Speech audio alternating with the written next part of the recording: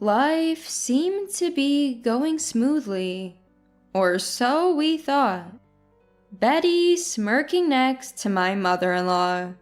Who could have seen this coming? My name is Polly. I'm 35 and work for a major corporation. My husband Emmett is a colleague, and we continue to work at the same company after getting married. My in-laws are kind and often look out for me, especially when I'm busy with work. The idea of multi-generational living came from them. Apparently, they had planned to give the land to Emmett, but we decided to build a new house on the property to avoid stepping on each other's toes. I was grateful for the suggestion and agreed to the multi-generational living arrangement. We renovated an abandoned guest house and moved in. Both of us had good jobs, so we have plenty of savings. We incorporated all of our wishes into the renovation. The guest house was old but had a good design, so we mostly just reinforced it. My in-laws were pleased with the outcome. After moving in, we'd enjoy tea together on weekends. Then, suddenly, my father-in-law collapsed. I heard he was rushed to the hospital, so I left work early. When I arrived, he was hooked up to numerous tubes. Dad, hang in there. Wake up. In the hospital room, Emmett, who had arrived before me, was desperately talking to his father. Both my mother-in-law and Leroy's family had arrived, and the room was filled with Emmett's cries and the sound of the heart monitor. A doctor came in and explained my father-in-law's condition. According to the doctor, he had suffered a stroke. He was in critical condition, on the brink of death, but they arranged for a transfer to a larger hospital. Then father-in-law went to the largest general hospital in the state. Despite the best efforts there, he never recovered. My father-in-law passed away without ever waking up. The sight of Emmett and Leroy sobbing uncontrollably still haunts me. My mother-in-law, having lost her beloved husband, became increasingly reclusive. For about 6 months, Emmett and I increased our work-from-home days to be with her as much as possible. But she insisted she was fine, so we gradually returned to our regular work schedules. In contrast, Betty started visiting my in-laws' house more frequently. She and Leroy had gotten married suddenly a year before my father-in-law passed away. It was a whirlwind romance leading to a quick marriage. After just 6 months of dating, Betty, who was only in her 2nd year of working, quit her job to become a housewife. My in-laws were thrilled about the birth of their grandchildren. They had prepared many gifts. Betty seemed pleased and would boast about it whenever we met at the main house. Emmett and I hadn't been blessed with children since our marriage, but we never felt pressured as we loved our jobs and had each other, and my in-laws never rushed us. Seeing this, Betty always seemed to smirk triumphantly. Moreover, it seemed that my father-in-law and Betty didn't get along. He was old-fashioned and often engaged in physical contact. It was usually innocent, like patting on the back or stroking the head, which I found comforting, but Betty seemed to feel differently. So Betty avoided coming to my in-laws' house because she didn't like my father-in-law, and when she did come, she was cold to him. At first, my father-in-law would show up to see the grandkids, but he seemed to grow tired of her attitude. Eventually, he started avoiding Betty, staying in his room whenever she visited. And now, Betty was visiting frequently, targeting times when we were at work.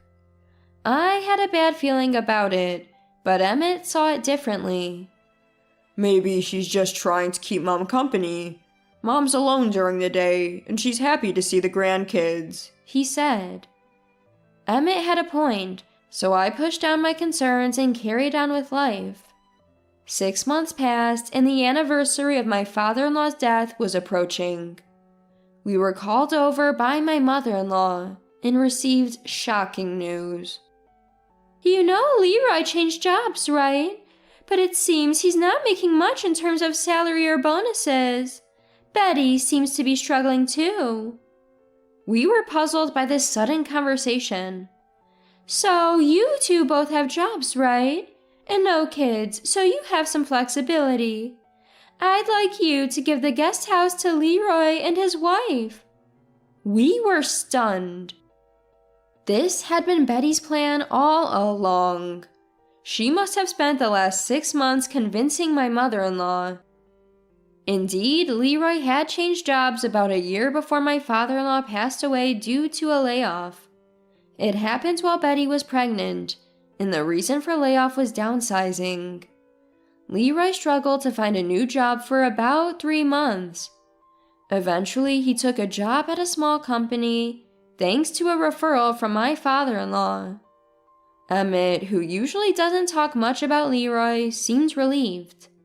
He must have been worried about Leroy's situation. It's true that our dual-income household has more financial flexibility, and it's also true that we don't have kids. But the suddenness of it all left us bewildered. Emmett expressed this to my mother-in-law. It's hard to just give up the house we renovated. I understand. That's why I'll cover the renovation costs. With that, we were left speechless. My mother-in-law decided to give the money to Emmett in exchange for giving the house to Leroy. We needed to talk to Leroy to move things forward. So we arranged a meeting for the weekend. Little did we know we were in for another shock. We've told Emmett and Polly that we plan to give you the guest house. Don't worry, brother-in-law and sister-in-law. If you give us the guest house, I'll take care of all the housework and caregiving for mother-in-law. Leave it to me. Betty started speaking confidently, and Leroy seemed to agree. Well, if you're going to go that far, we do have some financial flexibility, and if it's for the sake of living, we can't say no. But we can't move out immediately. We both have jobs, so we need to find a new place and move. Let's say we need 3 months. Leroy and Betty can move in after that. I nodded at Emmett's words. My mother-in-law seemed to have no objections. If Betty was going to handle the housework and caregiving, I had no reason to oppose. But Betty's next words left us all stunned. Wait, you guys are moving into the main house, right? What? Not just my mother-in-law, but everyone in the room was shocked. We were left speechless, not understanding the meaning of her words. Ignoring our reactions, Betty continued excitedly. So, you guys will live in the main house. I'll take care of your share of the housework and get a gratuity from you. That way, I'll have some income and you'll be relieved of chores. It's a win-win situation. Here's how Betty laid it out. First, we would live with my mother-in-law in the main house. Leroy and his family would live in the guest house. Betty would come to the main house every day to do chores. In return, we would pay her. The guest house was mortgage-free, so no rent was needed. As for why she wouldn't live with my mother-in-law, she said it was easier to avoid conflicts and that the guest house was better suited for raising kids. I got a headache from her selfishness. It seems like this was news to my mother-in-law as well. She thought she would be living alone while Leroy's family moved into the guest house. So, how much should we pay you in gratuity? Emmett asked. I knew you'd understand. You don't have to pay much since we're family. Maybe around $2,500. That should be enough. You guys get to relax. Mother-in-law gets to see the grandkids every day, and our lives get easier. Everything is settled. Isn't it perfect? I couldn't understand why we should pay $2,500. Emmett was visibly shaking with anger. Leroy seemed surprised too. Wait a minute, I didn't know about this gratuity thing, he said.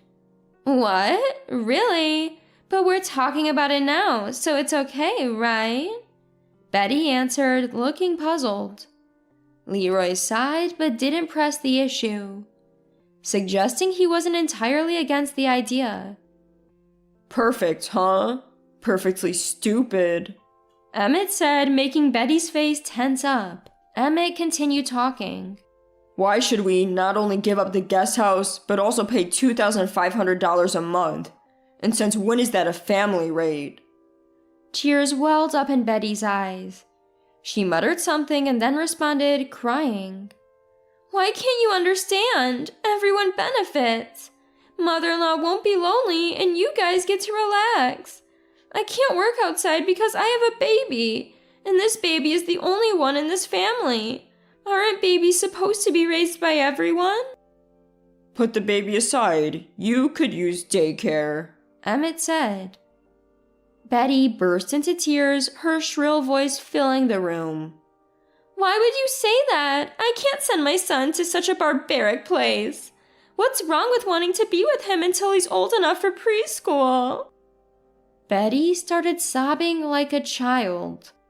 Emmett and I watched in disbelief, but my mother-in-law seemed to sympathize with Betty. Betty has thought this through. I'm okay with living with you guys. If Betty takes care of the housework, it'll be easier for everyone. Family should help each other, right? It seems my mother-in-law had been completely won over by Betty in the past 6 months. Leroy, rubbing Betty's back, looked at us pleadingly. Betty was crying with her face down, but I saw a smile through the gaps in her fingers. Men don't understand the hardships of housework, but you get it, right? It'll be easier and cheaper for everyone, Betty said, looking at me. I responded with a smile. Yes, I agree with Emmett. Did you know? Housework for 2 people isn't that big of a deal. And $2,500, no offense, but I don't think your housework is worth that much. She seemed to have not expected a refusal. Betty stared at me, dumbfounded. Emmett sighed deeply and said to the 3 of them, Fine, we'll move out of the guest house, but we're not moving into the main house. Do whatever you want with the guest house after we leave. You don't have to return the renovation costs. But from now on, no financial support. Figure it out yourselves. Emmett left the room after saying that. I followed him, saying my goodbyes. Polly, I'm sorry for the trouble. About the renovation costs, too. Don't worry about it. Let's just find a new place and move out. We went straight to a real estate broker and started looking for a new home. Fortunately, we found a great place to live within a week. It's a luxury condominium with strict approval criteria. But after the real estate broker learned where we worked, he recommended we apply. We passed with flying colors and could move in a month. Leroy's family moved into the guest house after we left. But even with Leroy's income and mother-in-law's pension, they were struggling financially. As for Betty, she only did housework in the main house for about a month. After that, she left her child with someone else and went out, not even taking care of her own home. When we heard Betty's itemized $2,500 bill, by the way, we had a good laugh. $300 per person, multiplied by 6 family members equaled $1,800. Additional charges for non-food expenses. The remaining $700 was pure gratuity for Betty, basically her allowance. Why on earth would we need to pay Betty's allowance? Emmett and I looked at each other and laughed at her ridiculous itemization. We later heard that Betty used to be a plant on a dating app. She continued this even after marriage to make some extra money, but Leroy found out and suspected her of cheating, so she quit. Since then, Leroy has forbidden Betty from working. As a result, Betty has no pocket money. So Betty thought she could get gratuity from us. Her plans for the money? teas, spa treatments, and buying brand name items. We were amazed at her vanity. Still, Leroy has no plans to divorce her. We decided that after moving, we would only visit for New Year's celebrations and father-in-law's death anniversary. She sometimes hints at living together, but Emmett and I both brilliantly ignore it. Mother-in-law doesn't push too hard, perhaps sensing the awkwardness. In our new home, we decided to upgrade all our appliances. Robot vacuum, washing machine with dryer, and AI-controlled devices. All these cost less than 6 months of Betty's proposed gratuity. Housework became much easier, and we enjoyed our time more. Soon after moving, I found out I was pregnant. We'll be a family of 3 next year. I plan to continue working. So, how do I know about their current situation? Simple. Betty calls us almost weekly, hoping for our sympathy, which we don't have. Still, Betty didn't hesitate to call me, and I answered in a cheerful voice. I cheerfully told her, "Our child is expected to be a girl, so she won't be a playmate for your son. Plus, we plan to send her to daycare. We're also budgeting for her education, so we can't help with your childcare. Please manage on your own." I hung up while Betty was still talking. She called back several times, but I ignored her. We haven't told Betty or mother-in-law, but we've moved a plane ride away. Emmett accepted a promotion at the headquarters that he had previously declined. I'm also transferring to a different department at the headquarters.